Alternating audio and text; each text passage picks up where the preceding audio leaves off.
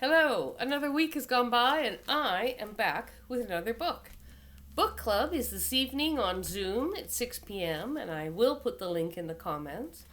This month's book is set in England in the 1950s by an award-winning author. This is A Woman's Fortune by Josephine Cox. She'd seen him around here only a couple of times before. A scruffy-looking man with his cap pulled low and his collar raised high.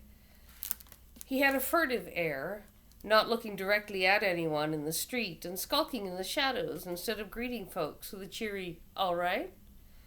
in the usual way. Round here, everyone knew everyone else and their business, so Evie was certain the man was a stranger, and from his manner, he was up to no good. The question was, what did he want with her dad? She'd come now into the kitchen to make sure her brothers, Peter and Robert, were getting on with their homework, leaving her mom and Grandma Sue folding the dried clothes ready to be ironed. Now, standing just inside, the back door partly closed to conceal her, Evie watched her father and the stranger. The two men faced each other in the shadowy alleyway between the Carter's house and the next row of terraces.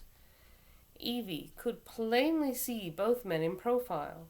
Her father, taller, younger, and more handsome than the Weasley-looking fella. The stranger was saying something in a voice too low for her to hear, and then Dad, who had been smiling, no doubt laying on the charm, muttered something in return and began to look less happy. The next moment the man, his expression aggressive, was wagging a finger in Dad's face. Evie was surprised to see her father's shoulders slump, and he no longer met the other man's eye.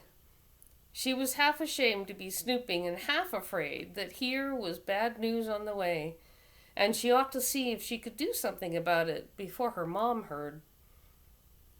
This wouldn't be the first time Dad had got in a bit of a tight corner, and Mom had lost a bit of her sparkle of late. That's it for today. I hope you can join us this evening for book club. What are you reading this week? Please tell me in the comments. I'd love to hear about it, and I will see you next week.